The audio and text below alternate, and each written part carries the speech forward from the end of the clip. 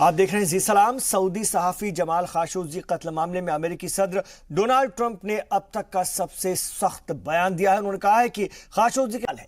उन्होंने कहा कि ऐसे तमाम अफराद के अमेरिकी वीजे मंसूख कर दिए जाएंगे।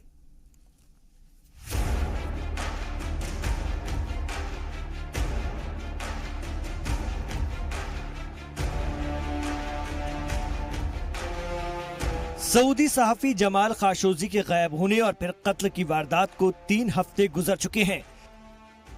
इस दौरान अमेरिकी सदर ट्रंप ये जानते हुए कि सऊदी अरब बहुत कुछ छिपाने की कोशिश कर रहा है, इधर उधर की बात करते रहे।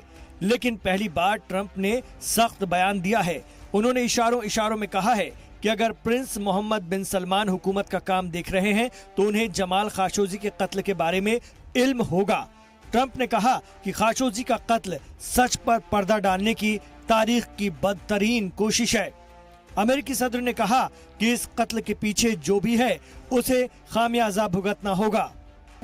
No, however they talked about it, nothing that they've done has done well.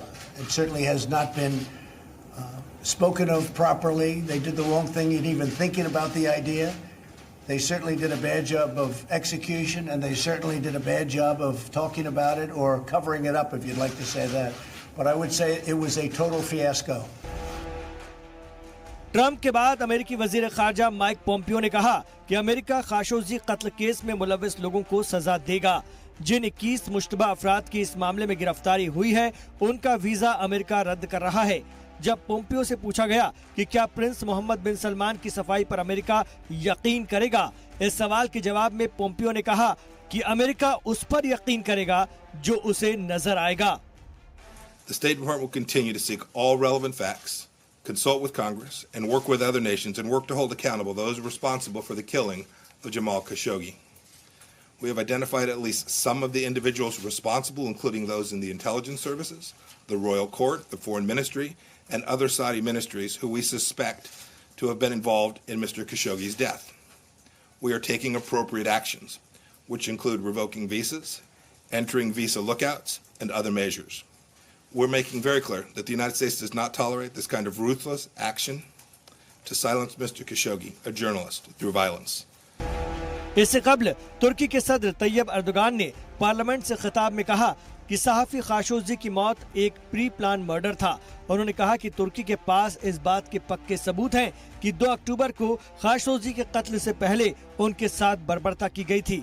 वाज़ेह रहे कि 2 अक्टूबर को जमाल खाशोगी तुर्की के अंकारा में वाक़े सऊदी काउंसिल खाना गए थे, जिसके बाद वो वापस नहीं आए। 17 दिनों तक सऊदी ने इस पर कई अलग अलग बयान दिए, लेकिन बैनुल अक़वामी दबाव के बाद सऊदी अरब ने माना कि खाशोगी काउंसिल खाने के अंदर बहस के बाद हुए झगड़े में मारे गए, लेकिन उनकी लाश कहां है ये बताने को तैयार नहीं। वहीं बरतानिया के एक नशरियाती इदारे ने तुर्की हुक्काम के हवाले से दावा किया है कि खाशोगी के जिस्म के बाक़ियात इस्तांबुल में सऊदी काउंसलेट के घर के बागीचे से बरामद हुए हैं, लेकिन ऑफिशियल तौर पर इस बात की तस्दीक नहीं हुई है। ब्यूरो रिपोर्ट, जी सलाम। ईरान ने मकतूल सहाफी जमाल खाशोगी के बारे में बड़ा बयान दिया है। ईरानी सदर हसन रूहानी ने कहा है कि अमेरिका की हिमायत के बगैर सऊदी अरब जमाल खाशोगी का कत्ल कर ही नहीं सकता। ईरानी सदर का बयान ट्रंप के उस बयान के बाद आया है जिसमें अमेरिकी सदर ने कहा है कि जमाल के कत्ल को छिपाने की कोशिश की गई। सदर रूहानी ने कहा कि आज की दुनिया में अमेरिका के इल्म के बगैर कोई इत्तेहादी मुल्क इतना प्री प्लान मर्डर अंजाम नहीं दे सकता है, इतनी हिम्मत भी नहीं कर सकता। उन्होंने कहा कि अमेरिकी से शह पर ही सऊदी अरब इत्तेहाद यमन में आम शहरियों पर बमबारी कर रहा है। हसन रूहानी ने तुर्की के सदर तैयब अर्दोगान से अपील की है कि वो जमाल खाशोगी कत्ल केस की साफ शफाफ तहकीकात कराएं और जो भी कसूरवार हो उसके खिलाफ तुर्की में ही मुकदमा चलाया जाए। इस वक्त हमारे साथ डॉक्टर अर्शी खान साहब जुड़ चुके हैं, जो कि मिडिल ईस्ट मामलों के एक्सपर्ट हैं। उनसे बात करेंगे। सर, तमाम तरह के बहानेबाजी के बाद ट्रंप ने इशारों में कहा कि जमाल खाशोगी के कत्ल के बारे में प्रिंस सलमान को इल्म हो सकता है, कसूरवार को नहीं छोड़ा जाएगा। क्या सऊदी अरब की मुश्किलें अब बढ़ने वाली है माने? लेकिन सऊदी अरब तो बढ़ी है, खास करके डिप्लोमेटिक लेवल पे और फाइनेंशियल लेवल पे, और खास करके जो उनका इमेज था मोहम्मद बिन सलमान का, कि काफी यंग इंटरप्रेन्योर और डेवलपमेंट ओरिएंटेड जो है, तो इस पे काफी डैमेज हुआ है। आपको ये पता है कि जो चेक रिपब्लिक है, इसने आज अनाउंस किया है कि वो अपने डिप्लोमेट्स को वहां से वापस बुलाएंगे। जर्मनी ने भी क्लियर नहीं किया कि वो इनको आर्म्स देंगे। अमेरिका में आपने देखा है कि ट्रम्प का जो पोजीशन पहले था कि आई डोंट नो एनीथिंग, वो इस पोजीशन पे आ गए हैं कि वर्क कवर अप है, काफी बुरा कवर अप है। और जो पॉम्पियो जो भी काफी प्रो एमबीएस थे, और पॉम्पियो का भी जो बयान है वो सऊदी के फेवर में नहीं है। लेकिन इसमें सबसे इम्पोर्टेंट बात यह देखने की है कि जो मेन कल्प्रिट है मोहम्मद बिन सलमान, वो अभी भी सेफ है। उनके खिलाफ बिल्कुल, ये बहुत अहम बात है। लेकिन ईरान ने बड़ा बम फोड़ दिया। ईरानी सदर रूहानी ने कहा कि अमेरिका के इल्म के बगैर जमाल का कत्ल नहीं हो सकता। रूहानी क्या कहना चाह रहे हैं? ईरान ने बिल्कुल सही कहा है, लेकिन होता यह है कि इसको लोगों ने लाइट लिया और ये सोचा कि शायद इसको कवर अप किया जाएगा। लेकिन जो जिस जगह पे ये हुआ वो जगह गलत थी। मतलब टर्की में आप जानते हैं कि टर्की में सिक्योरिटी कॉन्शियस काफी लोग हैं, इसलिए कि टर्की के जो चारों तरफ जो उसका एनवायरनमेंट है या जो उसकी हिस्ट्री है वो बिल्कुल डिफरेंट रही है। तो जिस जगह उन्होंने किया वो गलत है, इसलिए कि इसमें टर्की का इमेज भी काफी इन्वॉल्व था। और टर्की के जो रिलेशन थे आप देख रहे थे अमेरिका के साथ, इसके साथ, तो पूरे वर्ल्ड में टर्की ने ये इमेज किया कि मतलब हम कंसिस्टेंट हैं और हम इसके फेवर में हैं। इससे पूरे वर्ल्ड में एक पब्लिक ओपिनियन बना आपने। तो पब्लिक ओपिनियन के प्रेशर में अमेरिका जो है वो आ गया, मतलब अमेरिकन लीडरशिप। लेकिन अब ये बात साबित हो चुकी है कि खाशोगी का कत्ल सऊदी ने करवाया। अब क्या हो सकता है? सऊदी पर किसी तरह की पाबंदी की कोई उम्मीद है? देखिए, पाबंदी तो उन्होंने लगाया है। मैं तो ये कहूंगा कि ये एक बहुत ही फेशियल एक्सरसाइज है। और ये इन्होंने कहा है कि हम 21 लोगों का जो वीजा रद्द कर रहे हैं, खासकर इसमें 18 लोग जो है गिरफ्तार हैं। लेकिन पीछे ये है कि भाई वो तो कारिंदे हैं, वो तो कारकुन हैं, लेकिन उनके पीछे कौन है? मतलब किसने इसको हिमायत दी थी? उसके बाद आपने देखा कि जो मोहम्मद बिन सलमान है वो उन्होंने जबरदस्ती हाथ मिलाया है उनके बेटे से, खशोगी के बेटे से। उसके चेहरे पे बिल्कुल, वेस्टर्न मीडिया में रिपोर्ट है कि वो बिल्कुल विलिंग नहीं था मिलने के, जबरदस्ती इसको। तो ये एक वहाँ पे पब्लिक रिलेशन एक्सरसाइज किया जा रहा है, खास करके पूरे वर्ल्ड को। जी, लेकिन आज एक जी इस कत्ल के बाद सऊदी तुर्की के रिश्तों में भी कड़वाहट आई है। अगर हाँ, तो फिर सुन्नी इत्तेहाद का क्या होगा? क्या इस्लामिक वर्ल्ड की क़यादत अरब से तुर्की मुंतकिल हो सकती है? देखिए, सुन्नी इत्तेहाद का तो ये तो एक काफी वेस्टर्न ओरिएंटेड और इजरायली ओरिएंटेड एक कॉन्सेप्ट है। सुन्नी इत्तेहाद बेसिकली सऊदी लीडरशिप कहीं भी एग्जिस्ट नहीं करती है, रीजन में भी एग्जिस्ट नहीं करती है। आप देखेंगे कि सऊदी में खुद वो ईरान से उनका अच्छा रिलेशन नहीं, उनका यमन से अच्छा रिलेशन नहीं है।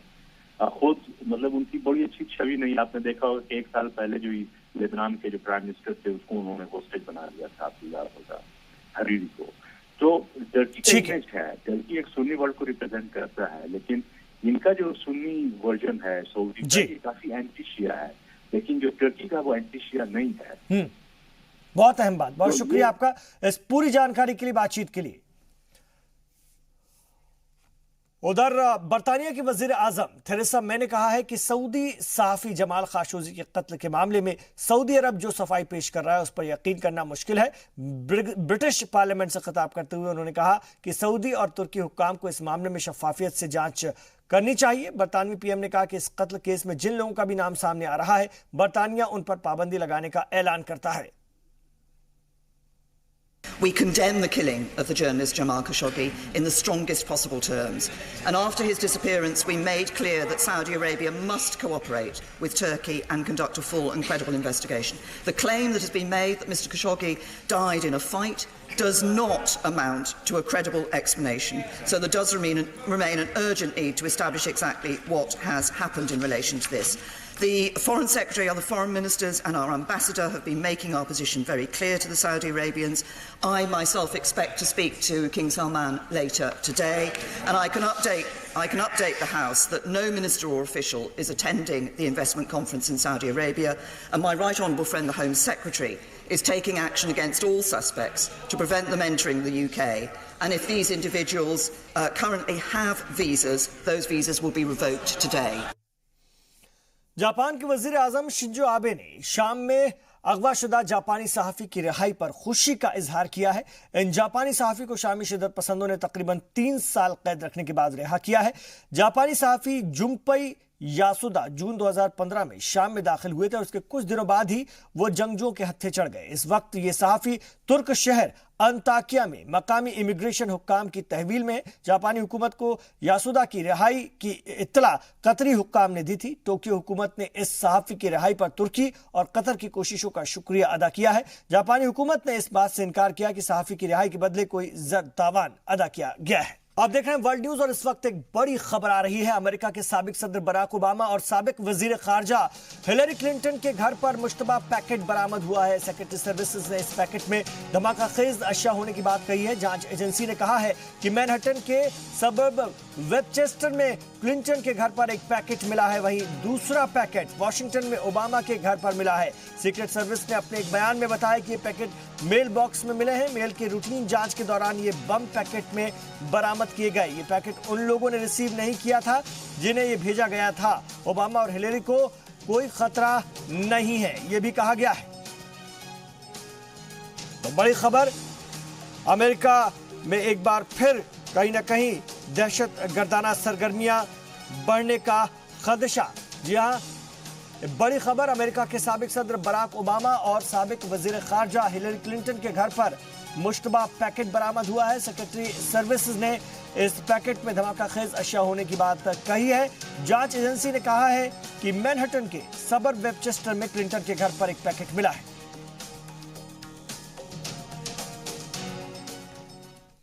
रूस से जौहरी समझौता तोड़ने की धमकी के बीच अमेरिकी सदर ट्रंप के सलामती मुशीर जॉन बोल्टन ने रूस के सदर व्लादिमीर पुतिन के साथ मॉस्को में मुलाकात की है। जराये के मुताबिक इन दोनों लीडरों के बीच जौहरी समझौते के अलावा दीगर इलाकाई इश्यूज पर बातचीत हुई और इस मीटिंग में पुतिन ने कहा कि वो आर्म कंट्रोल के मुद्दे पर अमेरिका से बात करना चाहते हैं। इस मीटिंग में ये बात भी निकलकर सामने आ रही है कि अमेरिकी सदर ट्रंप और रूस के सदर व्लादिमीर पुतिन दोबारा पेरिस में 11 नवंबर को मुलाकात करेंगे। व्लादिमीर पुतिन के करीबी यूरी उशाकोव ने दोनों लीडरों की मुजव्वजा मुलाकात की तस्दीक की है। आपको बता दें कि गुज़िश्ता दिनों अमेरिकी सदर डोनाल्ड ट्रंप ने धमकी देते हुए कहा था कि अमेरिका रूस और चीन पर दबाव बनाने के लिए अपने जौहरी हथियार साजी के मंसूबे को मजबूत करेंगे।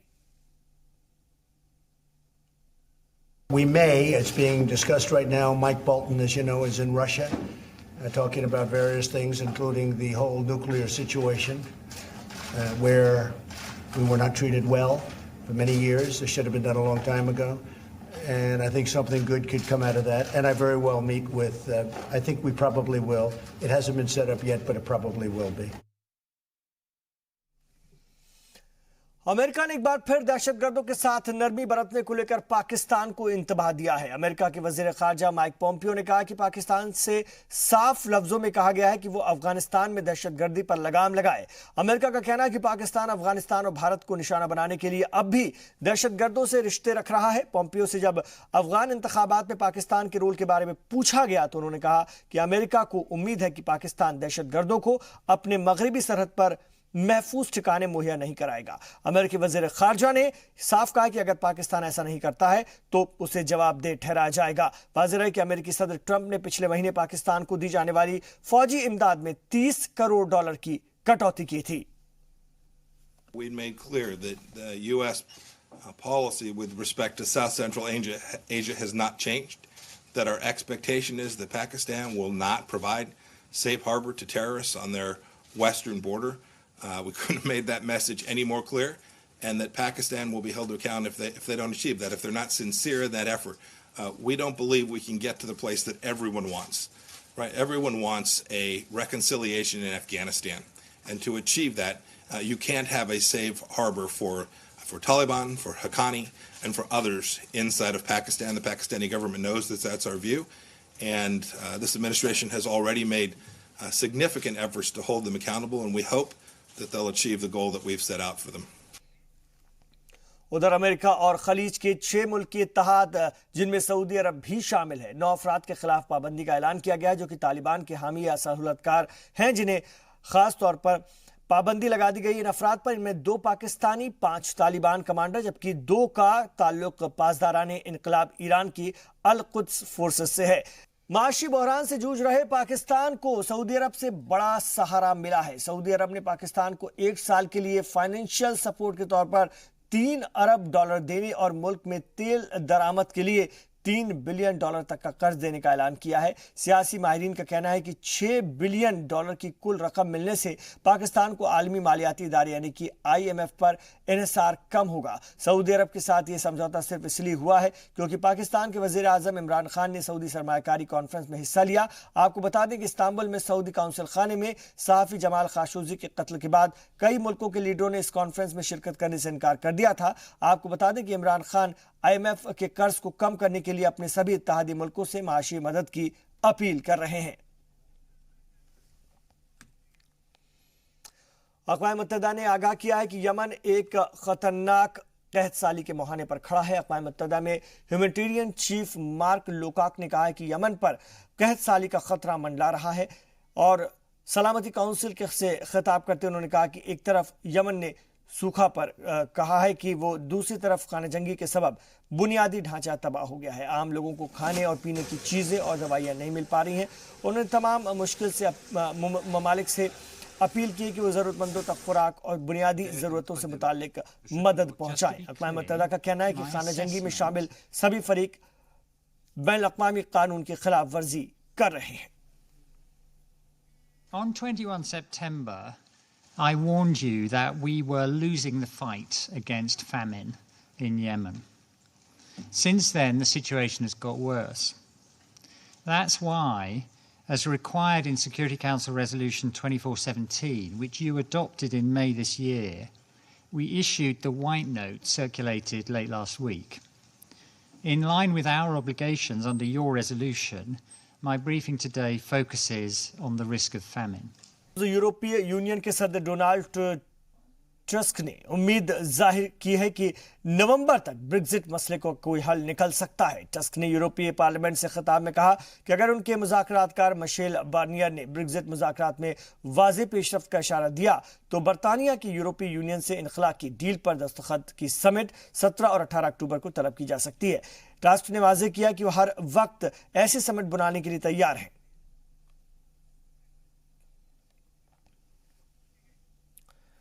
शुमाली और जनूबी कोरिया के बीच आला लीडरों के मुज़ाकरात का असर अब दिख रहा है और इसी का नतीजा है कि जनूबी कोरिया के सदर मून जे इन ने शुमाली कोरिया के साथ हाल ही में तय पाने वाली मसालहती डील की तौसीक कर दी है। सदारती तौसीक से कबल जनूबी कोरिया काबीना ने भी इसकी बाज़ाब्ता मंजूरी दे दी थी। काबीना की सदारत करने के कबल जे इन ने कहा कि ये मून जे इन ने कि ये डील शुमाली कोरिया के साथ ताल्लुकात को मज़ीद बेहतर बनाने के अलावा उन आलमी कोशिशों को भी तक़वियत देगी जो कि कोरियाई जजीरे में अमन कायम करना चाहते हैं। सदर मून जे को इस डील के तनाजुर में अपने मुल्क के क़दामत पसंद हलकों की तरफ से शदीद तनक़ीद का भी सामना है।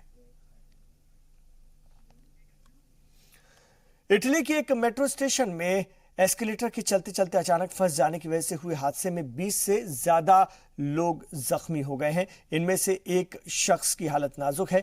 जख्मियों में ज्यादातर फुटबॉलर बताए जा रहे हैं, फुटबॉल के फैंस बताए जा रहे हैं। इतालवी मीडिया के मुताबिक हादसा इटली के रोमा और रूस के CSK क्लब के फुटबॉल मैच के पहले हुआ। चश्मदीदों ने बताया कि फुटबॉल फैंस शराब पिए हुए थे और वो एस्केलेटर पर डांस कर रहे थे और उछल कूद मचा रहे थे। हालांकि फुटबॉल फैंस ने इस बात से इनकार किया है। रोम की मेयर वर्जीनिया रेग्गी ने इस हादसे पर अफसोस का इजहार किया है और जख्मियों की पूरी मदद का भरोसा जताया है। मामले की जांच की जा रही है और मेट्रो स्टेशन को फिलहाल बंद कर दिया गया है। अमेरिका के कैलिफोर्निया में एक जंगी जहाज हादसे का शिकार हो गया और हाईवे पर जाकर गिरा। जमीन पर गिरते ही इसमें आग लग गई, लेकिन पायलट अपनी सूझबूझ से जान बचाने में कामयाब रहा। ज़रा के मुताबिक दूसरी आलमी जंग का 86 नाम का यह जहाज पायलटों की ट्रेनिंग के लिए रखा गया है। ट्रेनी पायलट के उड़ान भरते ही हवा में इंजन फेल हो गया, जिसकी वजह से हाईवे पर वो गिर गया। अच्छी बात यह रही कि इस दौरान सड़क पर कोई गाड़ी नहीं चल रही थी। फेडरल एविएशन महकमे ने इस हादसे की जाँच के हुक्म दिए हैं। नाज़रीन, अंटार्कटिका दुनिया की सबसे ठंडी जगह है। यहाँ पर पानी कम, बर्फ ज़्यादा दिखती है। अमेरिकी स्पेस एजेंसी नासा ने एक फ़ोटो शेयर की जिसमें कि अंटार्कटिका में बर्फ़ का एक बड़ा स्टेज दिख रहा है। बिल्कुल चौकोर इस स्टेज को देख करके दुनिया हैरान है। ये आइसबर्ग पानी में तैर रहा है। नासा का कहना है कि ये फ्लैट सरफेस अभी नया क्रिएट हुआ है और नासा का कहना है कि अंटार्कटिका में कुदरती तौर पर तरह तरह के आइसबर्ग बनते हैं, लेकिन इतना परफेक्ट आइसबर्ग पहली बार देखने को मिला है। आपने बैलून उड़ाए होंगे, लेकिन क्या बैलून पर बैठकर दुनिया जहां की सैर की है? अगर नहीं तो आपको हम ले चलते हैं चीन, जहां पर बैलून फेस्टिवल चल रहा है, जिसमें कि दुनिया भर के लोग हिस्सा ले रहे हैं। तो आप भी मजा लीजिए बैलून फेस्टिवल के दिलचस्प नजारों का।